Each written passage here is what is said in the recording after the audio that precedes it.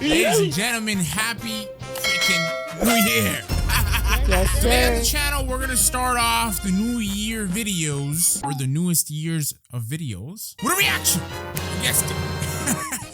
Your boy Mr. Yapper is back at it again. Today we're going to take a look at by this YouTuber named Techie OP.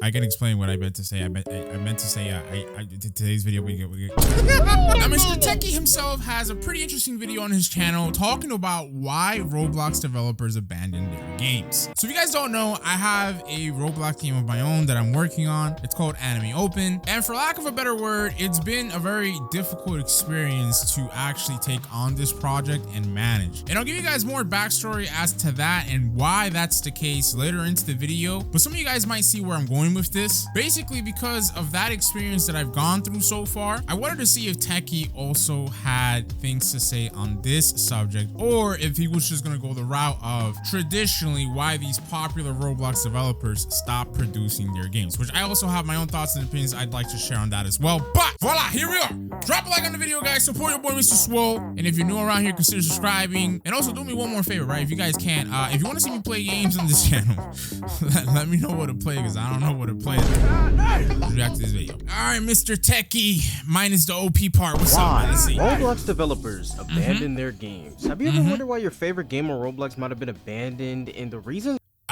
Far too many times. Okay, a lot of these little ass kids. Oh my god, I'm sorry. My inner rage is seeping on out of here.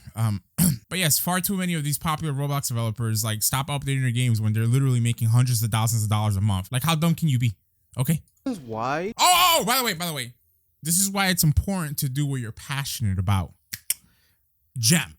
Very important. Because obviously somebody can give you all the money in the world, but if you're not passionate, truly passionate about what you do, you're inevitably going to stop doing it.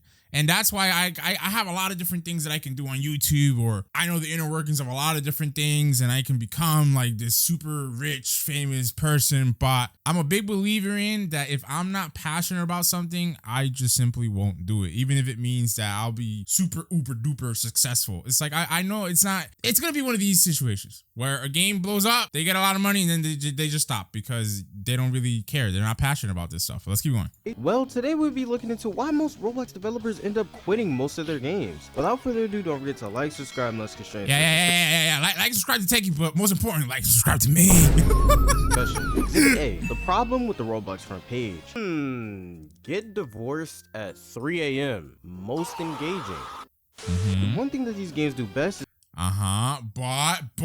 but hear me out. Wouldn't you click on something that says get divorced at 3 a.m.? It's gonna be like, yo, what is this? And you're gonna click on it. So it has that appeal factor for CDR purposes, right? Gameplay wise, might not be that engaging, right? But anyways, this is one. is that they make Roblox money. The sad and unfortunate truth is that most Roblox devs won't be able to reach this front page, even if their game is amazing and better than what we've seen on 80% of the front page. And I also want to, extrapolate a little bit more on that, especially with the recent Roblox algorithm change. Throughout 2023, if you guys didn't know, Roblox had been experimenting with different, I guess, approaches to their algorithm for recommendations on what goes in the front page, what goes in the most engaging sections, most highest, whatever, right? By the way, I was gonna say most highest earning games, because some games are not even like the top grossing games, but they're in there sometimes. It's weird. But look, basically they've been experimenting all 2023, and the most recent algorithm change came into effect, I think, like literally a month and a half ago, 2 months ago at most. And effectively this new change highly, and I mean highly, favors a game's earning potential, that being what the game can actually make and makes at the current time before it hits that little funnel to get pushed in the algorithm. That's why some of you guys might see a lot of simulator games getting recommended to you, or just games that seem like a simulator game because they're very heavily very heavy on the microtransactions. They have a lot of dev products, a lot of game passes, etc. So, but yeah, let's keep going. If the game isn't able to make enough money for Roblox to recommend it, then it simply just won't get broadcasted to the world. A game like Fighting, which is supported heavily by its creators, won't see the light of day on the front page, even though it is seemingly the perfect example of a good and simple game, which is what Roblox wanted. I mean, but this is another thing too. I feel like this is a shortcoming of the monetization practices for creators of said type games, right? Because the fighting genre, like specifically, let's focus on the genre, you see that there's not really much ingenuity when it comes to what type of different practices can we take, or how can we incorporate different things to monetize our users, or like capitalize off their willingness to spend on this game, right? Most games typically have like skins, maybe VIP, maybe early access to certain moves, but that's about it. There's really not much there, and there's so much that you can do for your game to actually increase, its earning potentials and stuff like that. I feel like lamentably so, and it shouldn't really be the case, but with passion projects or projects that are good and simple and yada, yada, yada, they're great gameplay wise, but they suck in the traditional sense of everything else as far as business is concerned, which is ultimately why they end up failing. I've seen it far too many times where these games are just great games, and there were like very easy and, at least to me, very like evident, obvious ways for you to incorporate like monetization into your game, but it just simply it just wasn't done. And I feel like that's the thing, that's really what happens with a lot of these games. Won it at one point, but it most likely isn't going to make enough money to make the front page. But this is also an issue, since in order for most games to get seen and make money, people have to actually see them. Have you ever tried to search up a game on Roblox and it just doesn't? But I mean, this is also another thing too, because in retrospect, yes, what you're saying is true, right? In order for more games to make more money, more people need to see them and play them. But the thing is, I don't know like the intricacies of Roblox algorithm and how they actually recommend games to users now, beyond the fact that it's based on earning potential or just earnings point blank period, right? But if I were to look at it at face value, I wouldn't be surprised if they literally, in simple terms, right? As simple as I can put it is, if Roblox looks at your game as it is right now, let's say your game averages 50 players, right? In order for it to even think about suggesting and recommending your game, they're gonna look at, out of these 50 average players that you have in your game, how many of them actually are investing into the game monetary wise, and relative to that, what is the retention looking like for your game, or even to keep said players on the platform? So that's like very simple. But again, maybe you guys can understand what I'm saying, because the likelihood of games to perform well on a big scale relative to games that are structured like this is barred. No, because it's like, obviously, if people are spending money already on your game at a good percentage, and they're staying on your game, or they're staying on the Roblox platform, even when the game has only 50 players, it's a good indicator that if they blow up your game, you're going to retain a lot of players, you're going to get a lot of people to stay on either your game or their platform or whatever, and you're going to get them to spend money. So it's an unfortunate truth and reality, but what good is it to Roblox as a platform or as an organization and corporation that it's for profit if they get users to stay on their platform, but they're not actually engaging with monetary practices, right? So that's my 2 cents and a quick way to look at it. Pop up? Well, that's mainly because Roblox shadow bans a lot of games on their site, which is why many games have their own Discord so that people can be well informed where a game is true. and can Sometimes have it does get banned the like link that. of that game until it is able to be seen on the site. Roblox has done this so many times to games that it's ridiculous. It's like they don't want you to find unique and fun games that have little to no microtransactions, because they make the company little to no money, destroying that game and its developer's livelihood. At the end of the day, if you spend months on a game in the studio working tirelessly on a unique game just for you to upload it to the site publicly and just for it to get 100 visits or lower, and you will be demotivated and probably want to quit just like anyone else. So and I hate to be the bearer of bad news and to also say this, because I cover predominantly anime gaming content on my channel on Roblox, but a lot of this stuff with like shadow bans, like these, let's not hide it, right? Let's not lie to ourselves. These are good games that are being made a lot of times, right? A lot of these passion projects are really great games, but you guys also have to understand that a lot of these games handle and deal with intellectual property that's not theirs. So why should Roblox as a platform promote those games, right? It might be a lesser of a consequence or a trade-off, if you will, if they were to promote a game, even though they know that, maybe these developers don't have the rights to said game, but at least they're generating profit for them at the time, And if something does go down, Well, that has nothing to do with Roblox, right? Because you as a user are agreeing when you upload your stuff onto the platform that you have every right to do as such. So the legal repercussions that, Roblox itself faces are minute compared to you as a developer or owner of said game/project. So, that's also something to think about as well, because, a lot of times people do things on these platforms and like, oh, I'm just shadow banned and I don't know why, because I'm just doing passion stuff that are great games. And it's like, bro, are you really looking at what you're doing? Now, obviously, this is not a one-size-fits-all type of scenario. Like, sometimes some games do get shadow banned without like any justifiable cause at all. But for what I've seen mostly is things along the lines that I've talked about. It's just like games that evidently are not properly licensed games getting hidden from results until they actually get a whole lot of players. Typically, like those games that are shadow banned, they get unshadow banned when they start gaining traction or coverage on YouTube. But that's just my 2 cents again.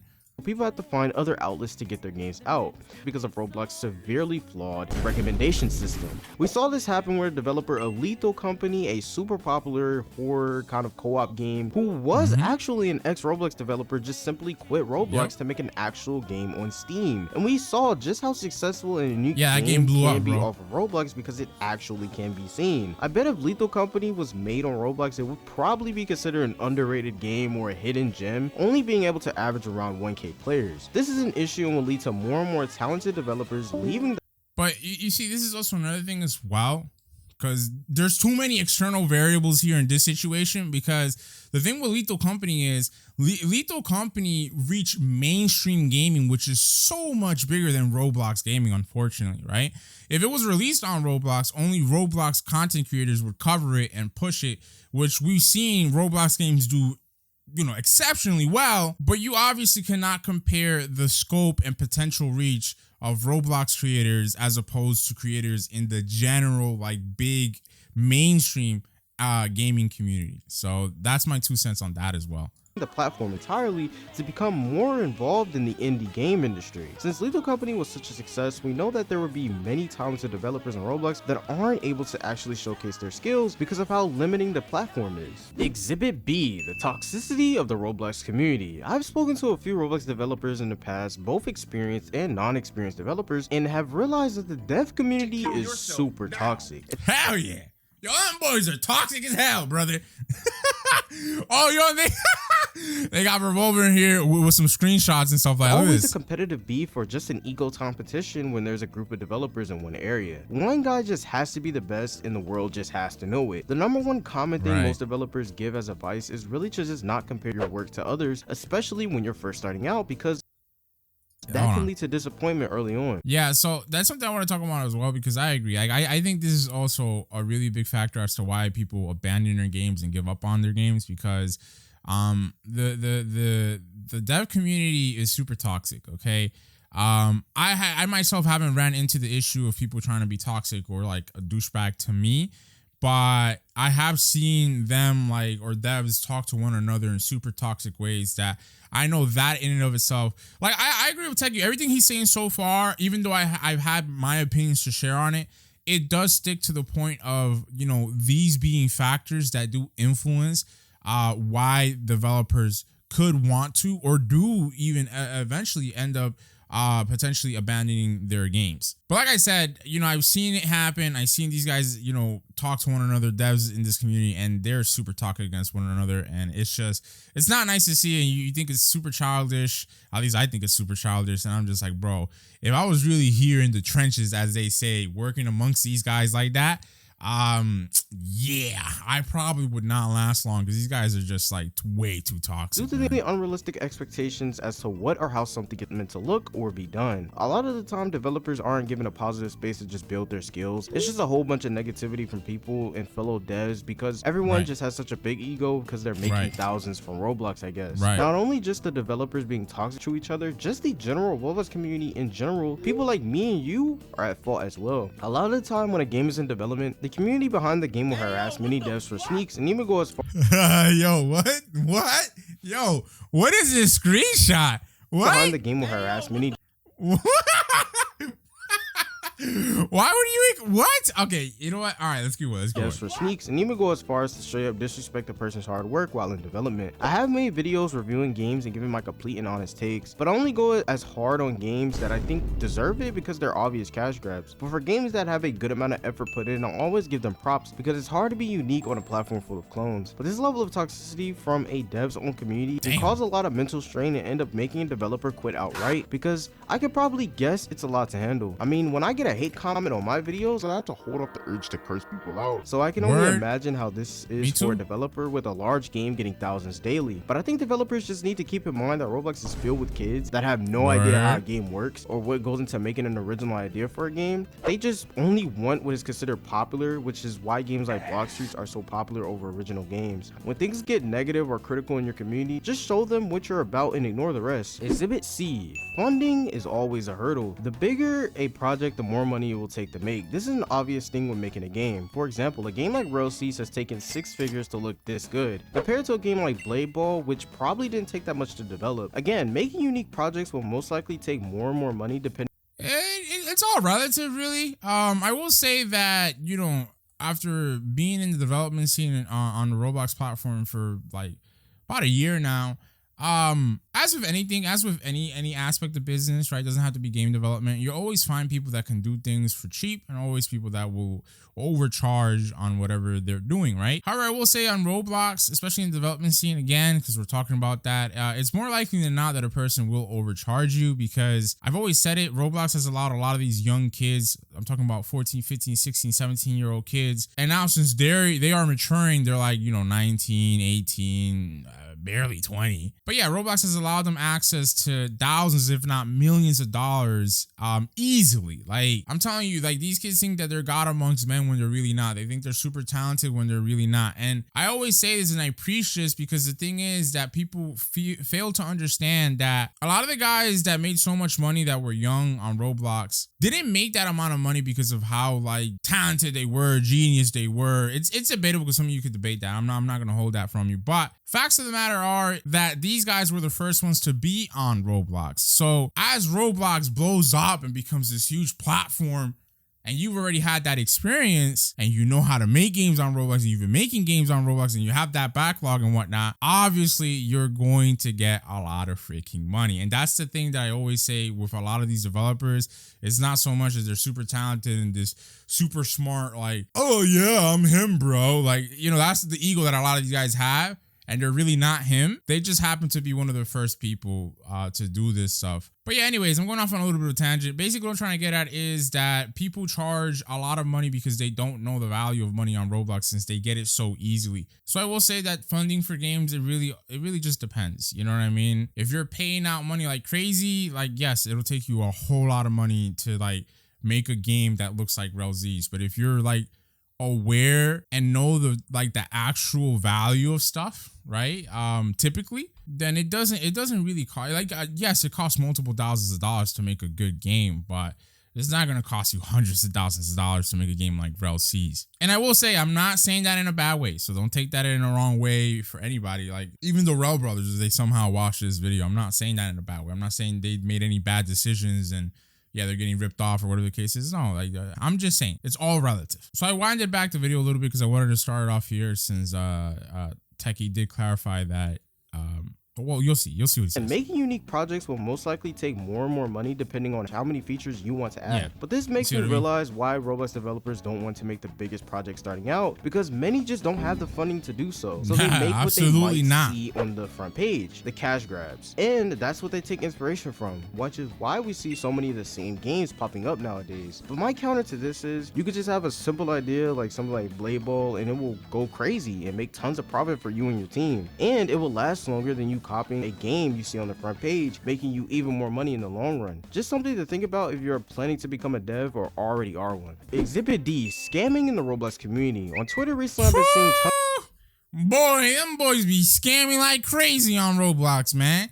crazy. The Roblox developers be scammed out of their hard work, and it's honestly sickening. And could be another reason why developers don't want to work on this platform. For example, a developer by the name of Orca had lost over $2,250 just because the people who commissioned decided to charge back the money given, taking his work and leaving him in a tough position. And you see, this is the thing, right? This is also something I've noticed because, like, for example, me, right? Like in the Roblox dev scene, with everybody that I worked for, although I don't work for anybody, but I'm saying worked with.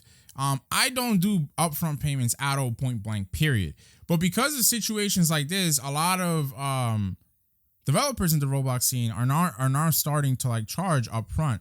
The thing is like, I'm not even gonna get into like the semantics of like Roblox, the age demographic, and how people typically are on Roblox, and as to how that probably would not translate well into the business side of things. So I'm not going to get into that. But what I will say is this: a lot of people do stuff for other people that are basically nobodies. And this is, look, I'm not even going to say this. I'm not even going to say that because you have a mainstream like developer that makes games and earns millions of dollars that you should do work for them for free. Not even for free, but like start working on whatever they need and then get paid at the end of it. I'm not saying you should do that. What I'm trying to say is that, for example, like here I come along and try to commission somebody. I don't do upfront payments at all. We can work out some sort of agreement where like if you want to then do like a little task and get paid for that, then we could do that. But the thing that I'm trying to say is that I feel like people don't do like a vetting progress for their potential clientele. So they'll work for people that have like literally almost no reputation at all, or they don't even bother to check out and do like a little background to see if this guy's credible, and they just do stuff for them and they end up getting scammed, right?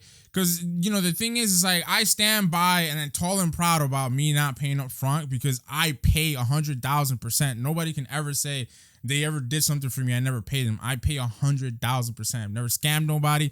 You've never even seen a freaking OG Vex scam video ever. Nobody has ever said that about me. So that's why I stand so tall and proud about saying what I'm saying. And I think a lot of you guys, in order to avoid being scammed, you just literally have to, again, maybe work something out, like I said earlier, where it's like, if a person isn't going to pay up front, do it by tasks, you know, break it down by smaller tasks. And it's like, okay, I'll do this little bit of work and then you pay me. And obviously, like, if the person has no reputation or backlog as a good person, charge them up front, you know, like, and if they don't want to do it, then so be it. It's up to you whether if you want to accept that commission or not. But I see it too much where people get scammed on Roblox. It's crazy, man. Since he was using the money to provide for his family, I want to use this video as a platform to expose this type of abuse because it's simply not okay. A lot of Roblox devs do this for a living, so seeing someone's livelihood be taken away just because someone wanted to be an idiot. Many lead devs have expressed that a lot of people they commission also cost us to hire people off Roblox platform that will give. Hell yeah! Hell yeah! Yo, and the work will be way better. Bro, I'm trying to tell you, it costs less to hire people off the Roblox platform and the work will be better. Like, bro, preaching to the choir. That's what I'm doing right now, my brother. You know what I'm saying? Like, anybody that does this knows that everything that I'm mentioning is just facts. It's facts, bro. I'm telling you, bro, these kids make half-ass work and they think they're God amongst men, that they're super talented and professional, and they really not.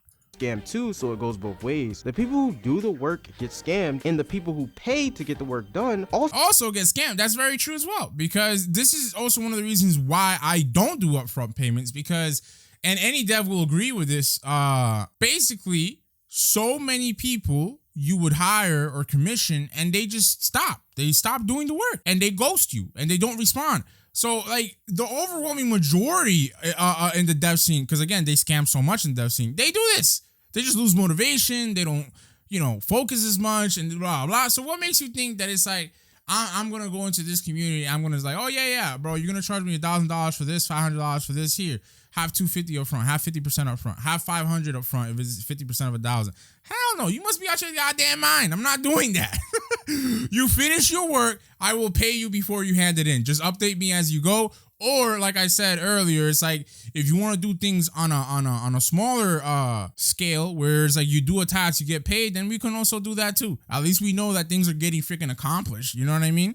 also get scammed when the work isn't done or completed to the highest quality. It's trash, and Roblox has no official way to really protect anyone against this, so people lose thousands trying to develop on the platform, and it's genuinely just sad to see. Exhibit E, over-ambition leads to bad management. A lot of the time when a game is made, one of the reasons why a game is shut down is mainly due to a game being wrongfully led, whether that be the game being built on bad code or the game becoming literally unfixable due to over-ambitious updates. Project Slayer, a game that was super popular at one point, garnering over 100k players, has suffered from this and was abandoned by the developers for months before a statement was put out saying that the game was built on bad code and was before we even listen to the rest of this, I want to say this is very true as well.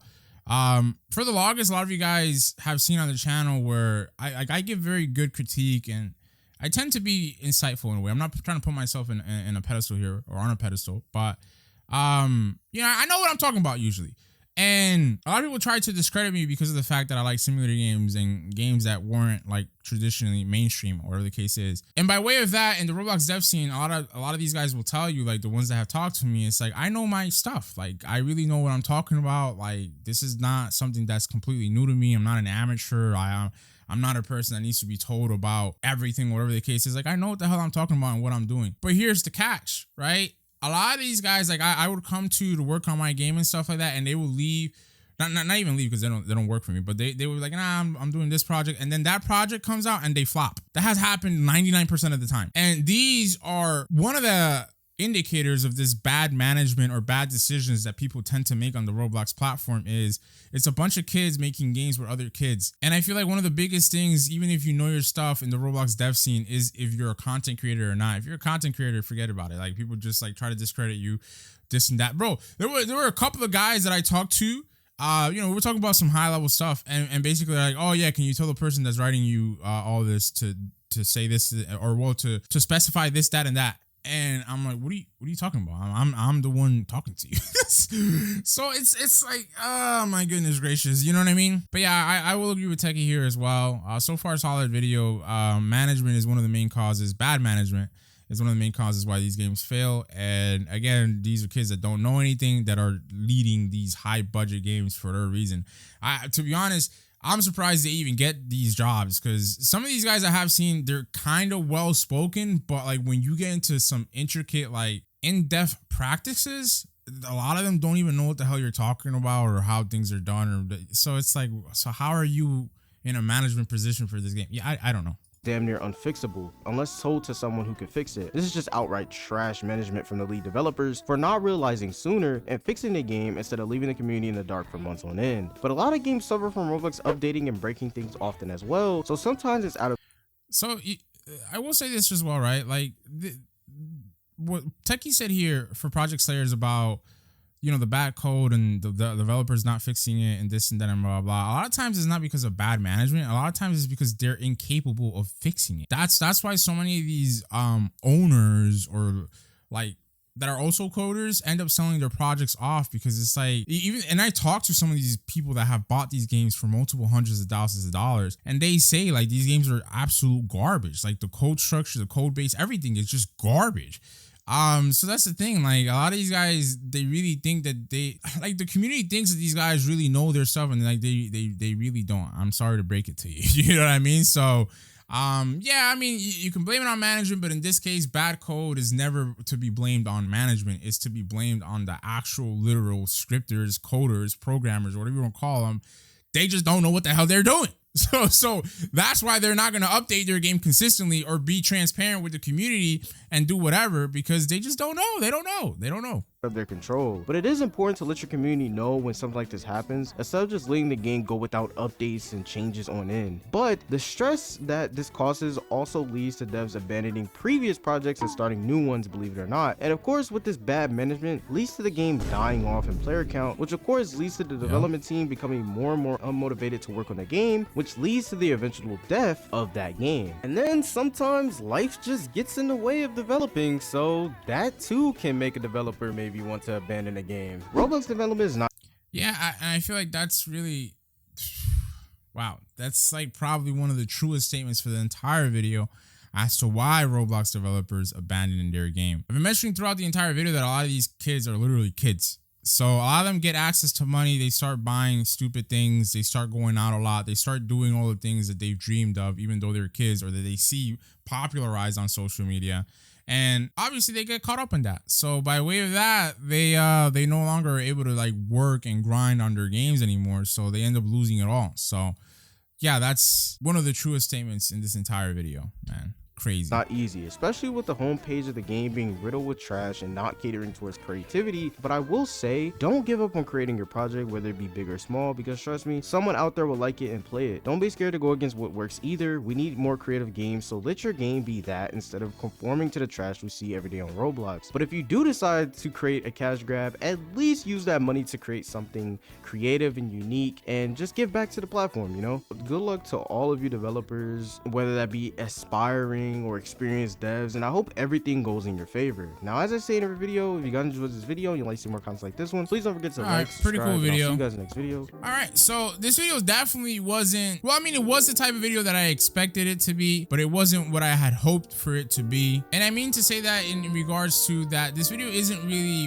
one where it's coming from the perspective of a developer or telling you guys about the obstacles and hurdles that developers actually, you know, go through and ultimately end up leading them to make these decisions of abandoning their games. Techie's video is really good. I'm not gonna say it's not a good video. It's just that this video is a video obviously from a person that is on the platform and analyzes these games, and not so much from a person that is on the platform, develops these games, and actually, it would have been nice to see if he could have gone, Techie, this is an idea for a video that if you decide to do one in the future. It would have been super dope to see if you actually got like, and I'm pretty sure a lot of them would be interested to do this, but if you got a lot of like developers or the popular or the mainstream developers that people like care about and talk about to come on a video or even write out like what their biggest challenges were for like making a game, or what has been a obstacle or a couple of obstacles that led them to abandon and quit a project / game. Because I'm telling you, that's the type of video that I thought this one was going to be, and I would love to see a video like that because, you know, being in the developing space now on Roblox for the past year, it's been a lot of obstacles and hurdles and a lot of unprofessionalism, a lot of childish stuff, and it's gonna make me go crazy. So this video has been a long video. I'm not going to talk about what I said I was going to talk about in the beginning of this video,